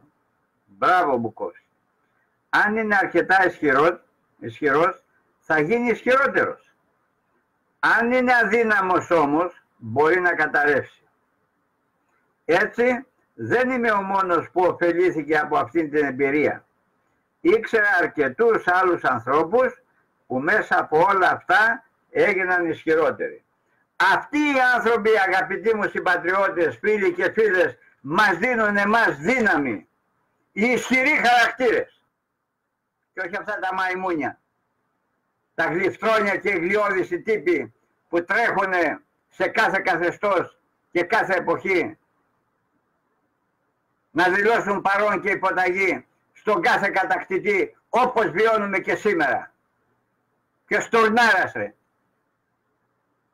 ποιος Κούλης Μητσοτάκης ρε, ποιος Αλέξης Τσίπρας ρε, ποιος Αντώνης Σαμαράς ρε, Ποιος Τζέφρι Μινέικο Παπανδρέου, ποιος Κωστάκης Καραμαλής, ποιος Αρώναβούης, Κώστας Σιμίτης, ποιος Κωνσταντίνος Μητσοτάκης, ποιος Ανδρέας Παπανδρέου, ο κατάσκοπος, ο πράκτορας, ο προδότης, ποιος Κωνσταντίνος Καραμαλής Εθνάρχης, ο μεγάλος προδότης. Χάσαμε την Κύπρο, όπως και με τον Ελευθέριο Βενιζέλο, και την Ιωνία και τον Πόντο και την Ανατολική Θράκη και την Ήπειρο. Για τη Μακεδονία δεν το συζητάμε. Ερώτηση. Τι εννοούν όταν λένε παγκοσμιοποίηση και τι σημαίνει για εσάς η λέξη παγκοσμιοποίηση? Απάντηση. Μπουκόσκι. Συνήθως εννοούν παγκόσμιες κυβερνήσεις. Μία ενιαία δομή διοίκησης σε ολόκληρο τον κόσμο. Απλά πράγματα. Με δύο λέξεις. Ερώτηση. Γιατί το θέλουν αυτό? Γιατί θέλουν μια παγκόσμια κυβέρνηση και γιατί μισούν τα έθνη? Μπράβο στο δημοσιογράφο. Μπράβο και πάλι μπράβο. Σας το είπα από την αρχή ότι είναι πολύ μάγκας πολιτικός με ωμέγα. Μπουκόσκι. Τα έθνη, αν κοιτάξετε την ιστορία του αριστερισμού, τα έθνη ήταν πάντα αντιληπτά ως εχθρός, επειδή κάνουν τους ανθρώπους άνισους. Η βασική ιδέα της αριστεράς από την πολύ παλιά εποχή ήταν η ισότητα των ανθρώπων. Σε εισαγωγικά εδώ γελάμε. Το όχι σε εισαγωγικά. Οτιδήποτε κάνει τους ανθρώπους διαφορετικούς είναι κακό. Έτσι, για παράδειγμα, η ιδιωτική ιδιοκτησία, τα εισοδήματα, οι ικανότητες, είναι όλα κακά αυτά τα πράγματα. Άρα, όπως έλεγε και ο Πλάτων, όλοι ίσοι. Αλλά όταν τον είπε ο Αριστοτέλης, όχι δάσκαλε, δεν μπορεί ένας ηλίθιος, ένας βλάκας να είναι στην ίδια ευθεία με έναν ικανό, με έναν έξυπνο. Οι άνθρωποι υποτίθεται ότι είναι ίσοι, δηλαδή όλοι το ίδιο. Ως εκ τούτου τα έθνη είναι πάντα κακά. Τα έθνη έχουν διαφορετικές ιστορίες, διαφορετικά προνόμια, διαφορετικές παραδόσεις. Δεν μπορείτε να τα καταστήσετε ίσα. Έτσι, ο αριστερισμός ήταν πάντα εναντίον των εθνών. Γεια σας. Καταλάβατε τώρα γιατί έχουν λυσάξει να ισοπεδωθεί η Ευρώπη? Καταλάβατε ότι όλοι αυτοί οι φυτευτοί, οι μη εκλεγέντες πολιτικοί και με ποιο δικαίωμα αναλαμβάνουν υπουργεία και τα λοιπά έχουν λυσάξει κατά του εθνικισμού? Καταλάβατε γιατί αυτός ο Δένδιας έχει λυσάξει κατά του εθνικισμού και πολλοί άλλοι? Αλλά κανένας δεν μιλάει ότι η μασονία έχει διαβρώσει τα πάντα στην Ελλάδα και στην Ευρώπη και σε όλο τον κόσμο. Πιστεύει κανένας στην Ελλάδα ότι έχουμε εθνικά ανεξάρτητες ένοπλες δυνάμεις? Να βγει ένας και να μας το πει δημόσια. Άσε, για την αστυνομία δεν το συζητάω. Δεν υπάρχει αστυνομία για το καλό του πολίτη, το Έλληνα πολίτη. Το βιώνετε καθημερινά μόνοι σας. Ερώτηση. Γιατί αγαπούν τη μαζική μετανάστευση στην Ευρώπη και στις Ηνωμένες Πολιτείες? Μιλούν για ανοιχτές πόρτες και τα λοιπά. Μπουκόσκι. Ακριβώς για τον ίδιο λόγο. Επειδή αυτό τους βοηθά να εξαλείψουν τις παραδόσεις, τις συνήθειες που χαρακτηρίζουν τα έθνη. Και θέλουν να τα κάνουν όλο και πιο όμοια μεταξύ τους. Πολύ απλά. Με δύο λέξεις ο άνθρωπος απαντάει, δεν το κουράζει το θέμα. Ερώτηση. Είναι ο Τζορτζ Σόρος κομμουνιστής? Απάντηση. Μπουκόσκι. Όχι. Ο Σόρος δεν είναι κομμουνιστής, αλλά είναι πολύ κοντά στον σοσιαλισμό. Είναι πραγματικά υπέρ των αριστερών θεωριών γενικά. Η κατανόησή του για τον κόσμο είναι πιο πρωτόγονη, ανοιχτή κοινωνία και τέτοια πράγματα. Αλλά στην πραγματικότητα κλείνει σε όλα αυτά που αρέσουν στην αριστερά. Ο Σόρος δεν ήταν έτσι παλαιότερα, έγινε αργότερα. Τον γνώριζα στην δεκαετία του 1980. Είχαμε συναντηθεί αρκετά συχνά. Έχει αλλάξει. Έτρεξε πολύ γρήγορα προς την αριστερά. Παρένθεση. Ο Σόρος είναι ένα ευρεοσιονιστικό εργαλείο των Ρότσιλντ. Ούτε αριστερός είναι, ούτε κομμουνιστής είναι. Απλώς πρέπει να εφαρμοστεί το σχέδιο Καλέργη, το σχέδιο Πανευρώπη του Καλέργη από το 1922 στην Ευρώπη. Πρέπει να πετύχουν την χυλοποίηση των φυλών της Ευρώπης. Πρέπει να νοθευτεί η λευκή φυλή για να είναι εύκολη η διαχείριση των 500 και βάλε μετά εκατομμυρίων κατοίκων της Ευρώπης, 500 είμαστε τώρα βέβαια, λοιπόν, για να μπορούν να μην υπάρχουν εθνικιστικές αντιστάσεις και αντιδράσεις. Πρέπει να κυβερνηθεί αυτή η Ευρώπη με αστυνομικά, στρατιωτικά, φασιστικά μέτρα. Ερώτηση. Γιατί, Μπουκόφσκι? Νομίζω ότι είναι απλά λογικό. Ερώτηση. Επειδή προς τα εκεί πήγαιναν οι ελίτ του κόσμου, Μπουκόφσκι? Ναι. Οπότε οι ελίτ, οι πλούσιοι δεν είναι καπιταλιστές. Δεν είναι το κεφάλαιο. Όλοι αριστεροί. Τα βλέπετε μόνοι σας. Πιάστε έναν της προηγούμενης κυβέρνησης που ήταν φτωχός. Έναν υπουργό που δεν είχε 1.000 ευρώ καταθέσεις. Όλοι αυτοί ήταν από εκατομμύριο και βάλε. Κομμουνιστές εκατομμυριούχοι. Κινέζικο σύστημα. Ερώτηση. Σε αυτή τη χώρα οι σοσιαλιστές δεν ενδιαφέρονται για τον εργαζόμενο. Το μόνο που τους νοιάζει είναι η πολιτική ορθότητα, η σεξουαλικότητα, η ταυτότητα φύλου. Είναι πολύ διαφορετικά από τον σοσιαλισμό. Για παράδειγμα που γνώρισα εγώ στη Σουηδία, ο δημοσιογράφος, στα τέλη της δεκαετίας του 1970, όπου μεγάλωνα. Δεν μιλάμε πλέον για το προλεταριάτο.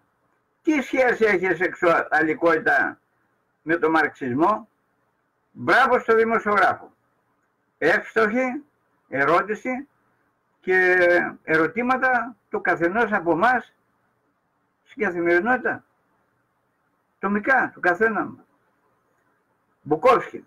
Στην σοβιετική ιστορία υπήρχε μια πρώιμη περίοδος στις αρχές της δεκαετίας του 1920, μετά την Επανάσταση, σε εισαγωγικά, όταν πειραματίστηκαν με αυτές τις ιδέες, ελεύθερο σεξ και ούτω καθεξής. Υπήρχε μια κυρία με το όνομα Κολοντάι, η οποία προώθησε την ιδέα της ελεύθερης αγάπης. Τι λέει Κολοντάι, ελεύθερη αγάπη. Έχει μεγάλη επιρροή. Στην αρχή ήταν πρεσβευτής στη Σουηδία. Η Σουηδία ήταν μία από τις λίγες χώρες που αναγνώρισαν τη Σοβιετική Ένωση. Και η Σουηδία σήμερα, δικός μου σχολιασμός, έχει καταστραφεί από αυτή την ελεύθερη αγάπη. Ερώτηση. Πιστεύετε ότι η Σοβιετική Ένωση φύτεψε σπόρους σε αυτή τη χώρα για αυτό που βλέπουμε σήμερα, για να αναπτυχθεί τελικά ο κομμουνισμός εδώ? Μπουκόφσκι. Νομίζω ότι οι σπόροι υπήρχαν πολύ πριν από τη Σοβιετική Ένωση. Προσέξτε. Το αριστερό κίνημα στον κόσμο είναι παλαιότερο από τη Σοβιετική Ένωση. Τον 19ο αιώνα θα το βρείτε να ευημερεί. Η μεγάλη όθηση όμως συνέβη κατά τη διάρκεια της Γαλλικής Επανάστασης. Μπράβο Μπουκόφσκι. Μόνο το κίνημα Εθνικής Ανεξαρτησίας το πιστεύει αυτό και μόνο το κίνημα Εθνικής Ανεξαρτησίας το φωνάζουμε καθημερινά. Ο κομμουνισμός εφυτεύθη στη Γαλλία. Σε αυτό να μου επιτραπεί η λέξη, αυτό το γαμημένο Παρίσι που μέχρι σήμερα συνεχίζει στον ίδιο ρυθμό από το 1789, γιατί εκεί εδρεύει ακόμα και δραστηριοποιείται η μεγάλη μασονική στοά της Ανατολής στο Παρίσι. Είναι αυτοί που ανέτρεψαν τον βασιλιά Λουδοβίκο. Είναι αυτοί που ανέτρεψαν και τον αποκεφάλισαν με τη βοήθεια των χρήσιμων ηλίθιων των Ιακωβίνων, του Μαρά, Δαντών και του Ροβεσπιέρο, που τους έγραψε ιστορία θετικά, ενώ πρέπει να δικαστούν σήμερα για εγκλήματα κατά της ανθρωπότητας και κατά του γαλλικού λαού. Ερώτηση. Είναι η πολιτική ορθότητα, όπως την ονομάζουμε, η ίδια συλλογική κολεκτιβική σκέψη όπως αυτή που ζήσατε, αλλά ή η δυτική έκδοση? Μπουκόφσκι. Ναι, αλλά ο ορισμός της έχει αλλάξει και έχει μετακινηθεί σε κάθε είδους ιδιωτικές σχέσεις, ακόμα και στις πιο στενές. Τότε ήταν όλα σχετικά με τις ταξικές σχέσεις. Τώρα είναι για πολύ πιο προσωπικές και ακόμη και οικίες σχέσεις. Αυτός δεν ήταν ο ορισμός της αριστεράς πριν. Ήταν ακόμη ασαφής. Σχετικά με την ισότητα των φύλων, την οικογένεια και ούτω καθεξής. Η διαμάχη δεν τελείωσε στη δεκαετία του 1920. Απλά κάπως πάγωσε. Και μετά ανανεώθηκε και πάλι. Ανανεώθηκε τη δεκαετία του 1960, ανανεώνεται τώρα. Ανανεώνεται κάθε λίγο και λιγάκι όταν η κυρίαρχη αριστερά εισέρχεται σε κρίση ή αντιμετωπίζει προβλήματα και επιστρέφει στις ρίζες της και αυτά τα προβλήματα ανατρέπονται. Ερώτηση. Είναι ο κομμουνισμός ένα παράσιτο που δεν πεθαίνει ποτέ? Μπράβο. Μπουκόφσκι. Η βασική ιδέα μάλλον δεν θα πεθάνει ποτέ. Η βασική ιδέα. Ο κομμουνισμός ήταν ένα πολύ πιο λεπτομερές πρόγραμμα. Ως εκ τούτου είναι ήδη μισοπεθαμένο. Το ίδιο το πρόγραμμα που υιοθέτησε ο Μάρξ και άλλοι χρεοκόπησε. Ποιος μαρξισμός, πάτε καλά εδώ στην Ελλάδα. Επομένως οι θεωρητικοί της αριστεράς σήμερα δεν θέλουν να θυμούνται τις βασικές θέσεις της αριστεράς εκείνης της εποχής. Με τις εργασιακές σχέσεις, τις ταξικές σχέσεις, δεν θέλουν να το σκεφτούν τώρα. Δεν θέλουν καν να το συζητήσουν. Αλλά μεταφέρθηκαν σε ένα γενικότερο πεδίο, την ισότητα γενικά, και διατύπωσαν τις πολιτικές τους από αυτή την άποψη. Ως εκ τούτου η πολιτική ορθότητα σήμερα γίνεται ολοένα και περισσότερο εμπλεκόμενη στις προσωπικές υποθέσεις, στις ιδιωτικές υποθέσεις των ανθρώπων, κάτι που δεν υπήρχε πριν. Υπάρχουν εργατικά συνδικάτα, υπάρχουν ακόμα συνδικαλιστές, πάτε καλά. Αλλά για να υπάρχει αριστερά, με κάτι πρέπει να ασχολείται. Οπότε έχουμε την πολιτική ορθότητα, έχουμε όλες αυτές τις αηδίες που μας πασάρει σήμερα το ευρεοσιωνιστικό σύστημα. Ερώτηση. Πίστευαν πραγματικά στον κομμουνισμό οι αρχιτέκτονες του κομμουνισμού? Πολύ ωραία ερώτηση. Μπουκόφσκι. Εξαρτάται. Ο Λένιν ήταν ο πρώτος που συνειδητοποίησε ότι υπολόγισε λανθασμένα. Μέχρι το 1921 είδε ότι δεν ακολούθησε καμία παγκόσμια επανάσταση και άρχισε τις τραπεζικές δραστηριότητες. Να τα ακούτε αυτά, γιατί μόνον εμείς σας τα λέμε. Ήταν η κύρια ιδέα του ότι ένα σοσιαλιστικό πραξικόπημα στη Ρωσία θα προκαλέσει την παγκόσμια σοσιαλιστική επανάσταση. Ο Χρήσιμος ηλίθιος, ο Λένιν, αυτό πίστευε. Το 1921 ήταν προφανές ότι η παγκόσμια σοσιαλιστική επανάσταση δεν ερχόταν. Και πώς ερχόταν αφού δεν έγινε στη Ρωσία αυτό, που να ξέρει ο ηλίθιος ο Λένιν ότι ήταν μια μαριονέτα που χρησιμοποιήθηκε από το Σόρτσιλ για να πετύχει αυτό που πέτυχε σήμερα. Και έπρεπε να το παραδεχτεί ο Λένιν. Μπορείτε να το βρείτε στα γραπτά του. Ήταν πολύ ειλικρινής για αυτό. Ήταν απογοητευμένος. Είχε αναβληθεί, είπε. Πώς να το δικαιολογήσει? Ξέρετε, οι κομμουνιστές είναι καθηγητάρες στις δικαιολογίες και στην ανατροπή, ας πούμε, της πραγματικότητας. Ως εκ τούτου άλλαξε τις πολιτικές του στη νέα οικονομική πολιτική, επιτρέποντας στη χώρα να αναπνεύσει λίγο. Αλλά επίσης είπε ότι ήταν προσωρινή. Δεν ήταν για πολύ καιρό. Ήταν ο πρώτος που κατάλαβε ότι ήταν ένας βασικός λανθασμένος υπολογισμός. Ο Στάλιν συνειδητοποίησε το ίδιο πράγμα όταν οι Γερμανοί του επιτέθηκαν το 1941 και η Σοβιετική Ένωση άρχισε να καταρρέει και να χωρίζεται σε διάφορα μέρη. Ξαφνικά συνειδητοποίησε ότι το όλο θέμα είναι ένας μεγάλος λανθασμένος υπολογισμός. Η νέα οντότητα, όπως την ονόμαζαν ο Σοβιετικός λαός, δεν γεννήθηκε ποτέ. Μα δεν δημιουργήθηκε ο κομμουνισμός για αυτό το πράγμα. Και ο κόκκινος στρατός έτρεχε σαν τρελός. Δεν ήθελαν να πολεμήσουν. Αυτό ήταν η κατάρρευση των ιδεών του, συμπεριλαμβανομένης της κολεκτιβοποίησης και όλων αυτών.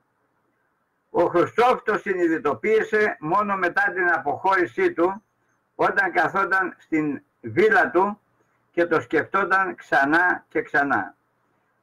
Ο Χρουστσόφ καθαιρέθη με εντολή του Ροκφέλερ.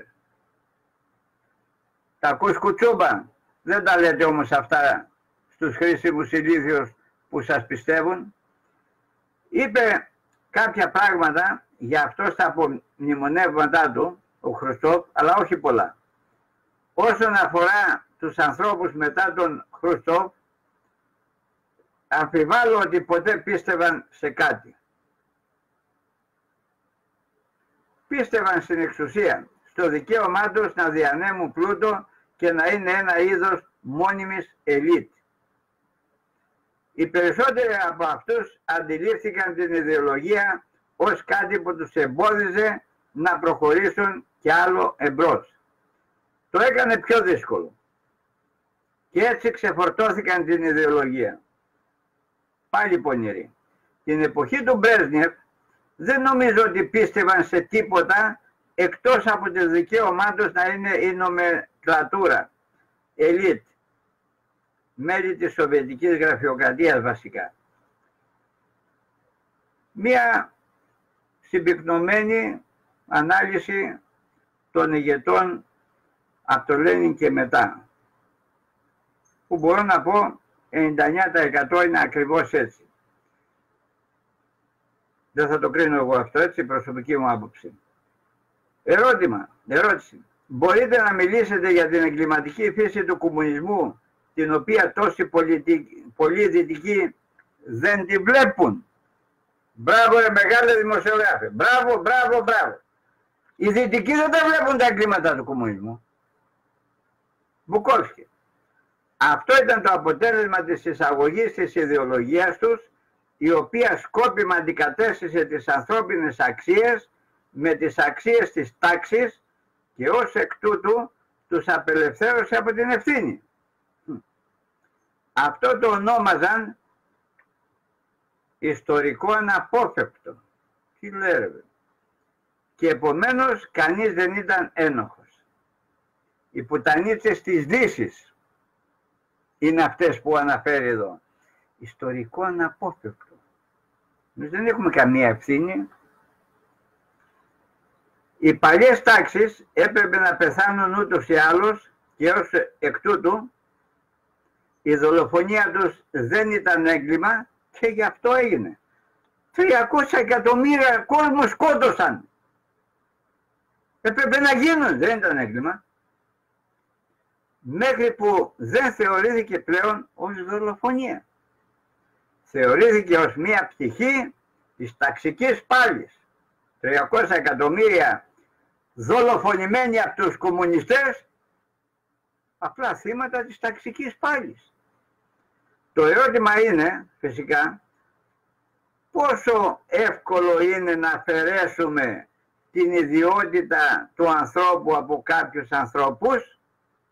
Προφανώς είναι πολύ εύκολο. Να τελειώνουμε σιγά σιγά. Ερώτημα. Ποια είναι η διαφορά τελικά μεταξύ του ναζισμού και του κομμουνισμού? Μπουκόφσκι.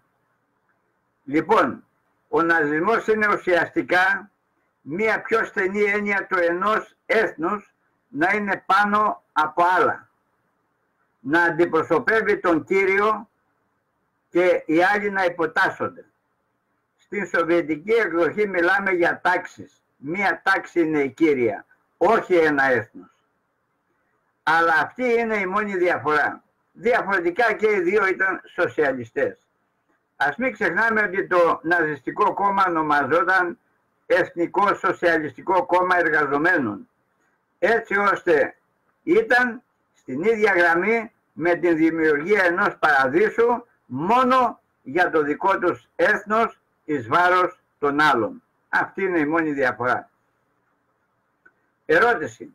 Ο μέσος δυτικός άνθρωπος λέει ότι οι Ναζί ήταν ακροδεξιά, ενώ οι κομμουνιστές ήταν αριστερά.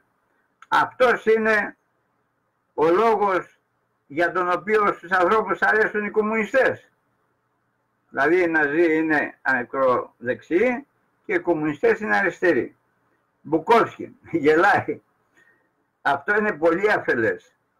Οι Ναζί δεν ήταν ποτέ δεξιά. Ήταν πάντοτε αριστερά. Μπράβο ρε Μπουκόφσκι. Μπράβο ρε Μπουκόφσκι να ζήσεις 1500 χρόνια. Ήταν σοσιαλιστές. Είναι μία έκδοση του σοσιαλισμού. Ερώτηση. Και από πού προκύπτει αυτό? Μπουκόφσκι. Από τα πάντα. Συμπεριλαμβανομένων των κοινωνικών πολιτικών. Αν κοιτάξετε την εργασιακή νομοθεσία υπό τον Χίτλερ, θα ανακαλύψετε ότι εισήγαγαν τεράστια εργατική νομοθεσία υπέρ των εργατικών τάξεων. Περιορισμοί στα δικαιώματα των αποκαλούμενων καπιταλιστών. Η διαφορά μεταξύ της εκδοχής του δικού μας σοσιαλισμού και του λεγόμενου βόρειο σοσιαλισμού που εφάρμοζαν οι Γερμανοί είναι ότι δεν εθνικοποίησαν τις επιχειρήσεις. Έκοψαν τα κέρδη με τεράστιους φόρους. Μπράβο ρε Μπουκόφσκι. Μπράβο ρε Μπουκόφσκι. Από 2 Σεπτεμβρίου θα τα αναλύσουμε πολύ πιο καλύτερα. Γιατί εδώ δεν μιλάει ούτε για το σιωνισμό Μπουκόφσκι, ούτε για Ρότσιλντ, ούτε για τίποτα. Εντάξει, ο άνθρωπος είναι ξεκάθαρος. Ερώτηση. Η εμπειρία μου μεγαλώνοντας στην ριζοσπαστική σοσιαλιστική Σουηδία στα τέλη της δεκαετίας του 1970 ήταν ότι η κεντρική ιδέα ήταν να οικοδομήσουμε ένα νέο πρόσωπο, το νέο Σουηδό, ο οποίος θα είχε μόνο ανιδιοτελείς κολεκτιβιστικές παρορμήσεις και θα είχε αποβάλει κάθε ανθρώπινο λάθος. Ένα πολύ λειτουργικό ανθρώπινο «ον» που θα μπορούσε να προβλεφθεί, όπως λέτε, σαν ρομπότ. Δουλειά σπίτι, δουλειά σπίτι. Πείτε μου για τη σοβιετική έκδοση αυτού του πράγματος. Μπουκόφσκι. Όπως και με εμάς. Μας είπαν επίσης ότι δημιούργησαν μία νέα ιστορική οντότητα που θα ονομάζεται βέβαια σοβιετικοί άνθρωποι. Ο νέος άνθρωπος έχει όλες αυτές τις ιδιότητες που αναφέρατε. Είναι κολεκτιβιστικός και χωρίς εθνικότητα. Χωρίς να ανήκει σε κάποιο έθνος και ούτω καθεξής. Ερώτηση. Τι γίνεται με τον ρωσικό εθνικισμό? Μπουκόφσκι. Υπήρξε μια πολύ σύντομη περίοδος στα τέλη της εποχής του Στάλιν, όταν ξαφνικά είχαμε αυτόν τον εθνικισμό. Ο ρωσικός εθνικισμός ξαφνικά αναλαμβάνει τον έλεγχο. Ήταν πολύ ασυνήθιστο για όλη την ιστορία της Σοβιετικής Ένωσης. Αν κοιτάξετε τις δεκαετίες του 20 και του 30 και ούτω καθεξής, δεν υπήρχε εθνικισμός. Ο εθνικισμός ήταν πάντα αντιληπτός ως εχθρός. Ξαφνικά τα τελευταία χρόνια του Στάλιν σημαδεύτηκαν με πολύ σαφή ρωσικό εθνικισμό που ξεκίνησε από την κορυφή, όχι από τη βάση. Ξεκίνησε στο Κρεμλίνο. Η εκστρατεία εναντίον του λεγόμενου κοσμοπολιτισμού και των Εβραίων συνωμοτών, ιατρών και τέτοιων πράξεων. Αλλά ήταν μια πολύ σύντομη περίοδος. Μόλις πέθανε ο Στάλιν, πέθανε επίσης και αυτός και δεν συνέχισε. Αργότερα υπήρχε μια μορφή αντισημιτισμού με το πρόσχημα του αγώνα κατά του σιωνισμού. Προσέξτε τι λέει. Μας δικαιώνει και εδώ. Υπήρχε μία μορφή αντισημιτισμού, λέει, με το πρόσχημα του αγώνα κατά του σιωνισμού. Αγαπητοί μου συμπατριώτες, μην μπερδέψτε τον αντισημιτισμό με τον αντισιωνισμό. Δεν έχει καμία σχέση. Αυτοί εδώ οι συμμορία σιωνιστές έχουν καπελώσει τον Ιουδαϊσμό. Προσέξτε τι σας λέω. Το ξέρουν πολύ καλά και μέσα στο Ισραήλ αυτό που σας λέω. Ξέρετε, δεν έλεγαν Εβραίοι, έλεγαν σιωνιστές.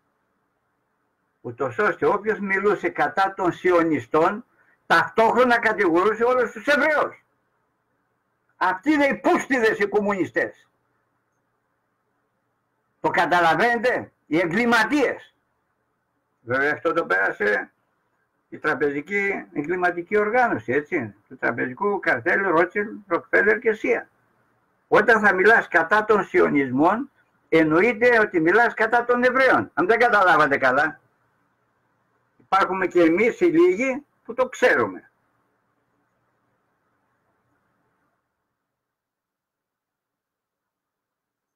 Οπότε, ξεκινώντας μια εκστρατεία κατά του σιωνισμού, αυτό πλανάται, ας πούμε, παγκοσμίως ότι είστε κατά των Εβραίων. Όχι, δεν είμαστε κατά των Εβραίων, είμαστε κατά των καθαρμάτων των σιωνιστών. Αλλά δεν οδήγησε, λέει, σε κάποιον ρωσικό εθνικισμό. Ο εθνικισμός αναστήθηκε πάλι μετά την κατάρρευση της Σοβιετικής Ένωσης. Αν κοιτάξετε τη σημερινή πολιτική, την προπαγάνδα, έχουμε σαφώς έναν ρωσικό εθνικισμό με μεγάλη επιρροή από την Ορθόδοξη Εκκλησία, κάτι που είναι πολύ ασυνήθιστο για τη ρωσική ιστορία. Η Ορθόδοξη Εκκλησία δεν έπαιξε ποτέ σημαντικό ρόλο στην διαμόρφωση των ρωσικών πολιτικών και τώρα το κάνει. Είναι ένα είδος υποκατάστατο της κομμουνιστικής ιδεολογίας. Αναφέρεται τώρα στην εποχή του Πούτιν βέβαια, που είναι ξεκάθαρος άνθρωπος ότι είναι εθνικιστής και συνεργάζεται άριστα με την Ορθόδοξη Εκκλησία. Αυτό προς αποφυγή πάσης παρεξηγήσεως είναι να αντισταθεί στην παγκοσμιοποίηση και στην χυλοποίηση. Δεν αποδέχεται την πανθρησκεία, προσέξτε τι σας λέω, μην μπερδέψτε όλοι εσείς οι 12 και όλοι οι άθεοι και όλοι αυτοί, εντάξει, μην μπερδεύετε μερικά βασικά πράγματα. Πάνε με την πανθρησκεία να έχουμε μία συλλειτουργία παντού μέχρι να έρθει ο Αντίχριστος να καταργηθούν όλα. Εντάξει. Το κίνημα Εθνικής Ανεξαρτησίας πιστεύει ακράδαντα στην αρχαία φιλοσοφία, στη γραμματεία και προ Χριστού και μετά Χριστόν. Τελεία και παύλα.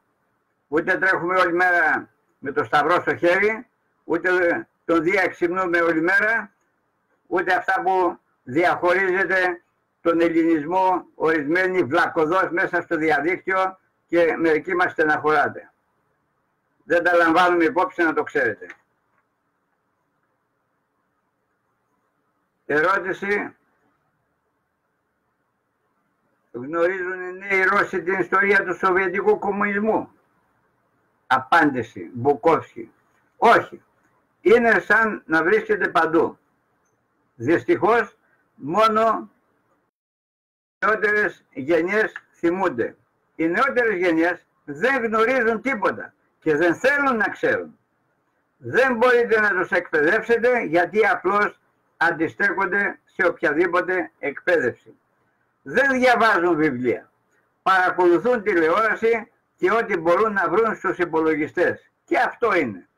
Η γνώση της ρωσικής ιστορίας σήμερα στη γενιά κάτω των 40 ετών είναι ανύπαρκτη. Δεν θυμούνται καν ποιος ήταν ο Λένιν. Αυτό επειδή σηκώνει μεγάλη ανάλυση, θα μας φάει πολύ χρόνο, αναλύστε το μόνοι σας. Στην Ελλάδα έχουμε πρόβλημα, σοβαρό πρόβλημα. Τα παιδιά μας δεν γνωρίζουν ούτε τον Καραϊσκάκη. Να μην πάμε παραπίσω.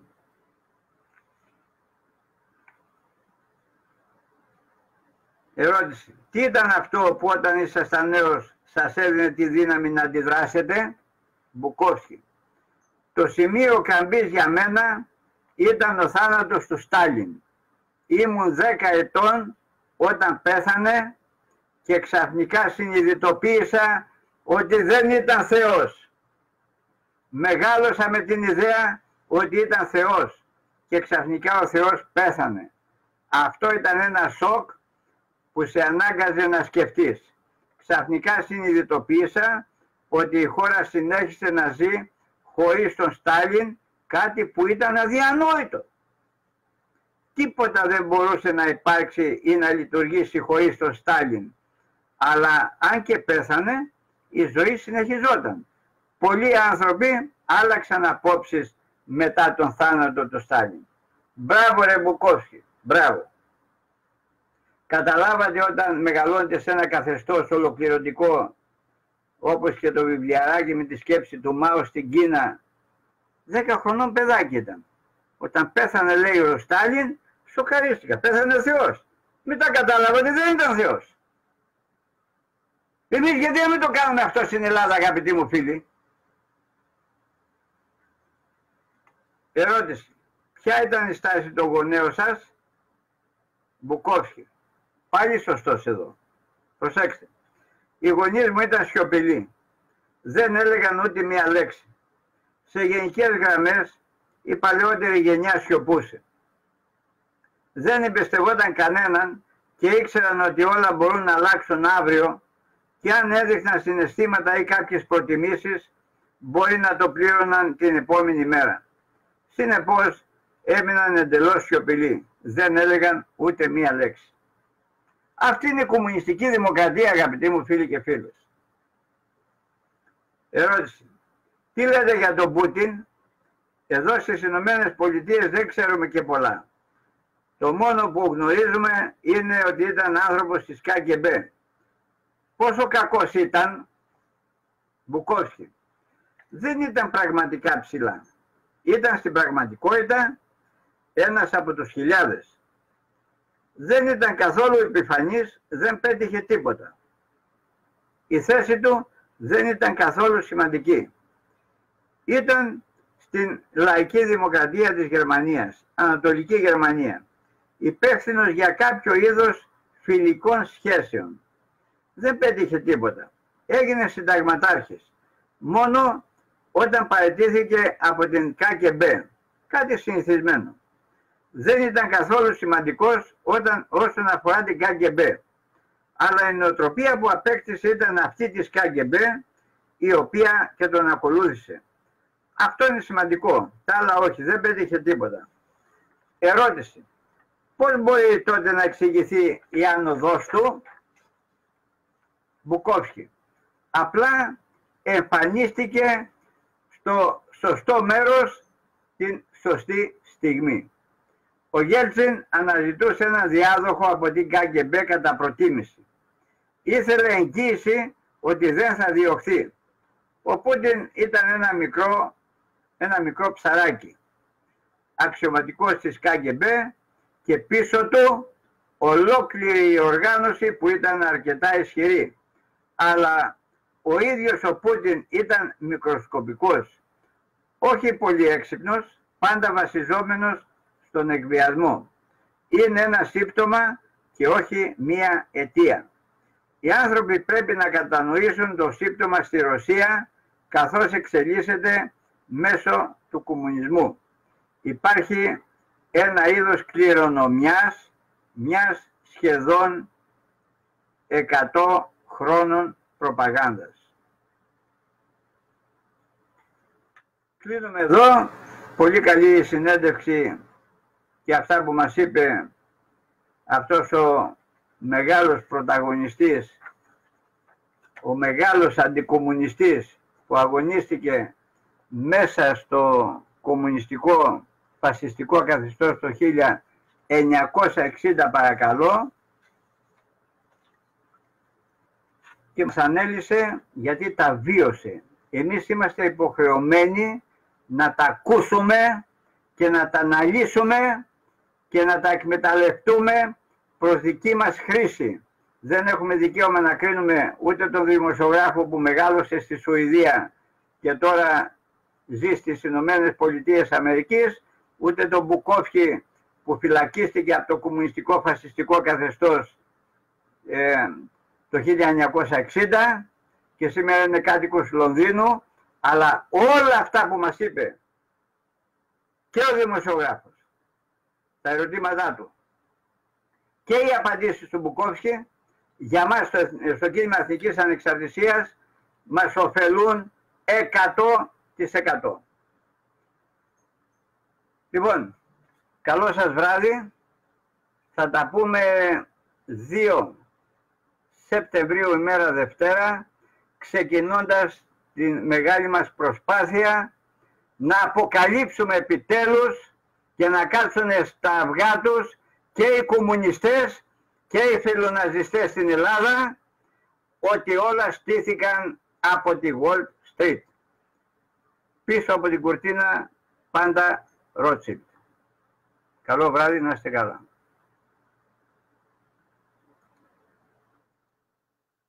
Μια μισή ώρα, ρε.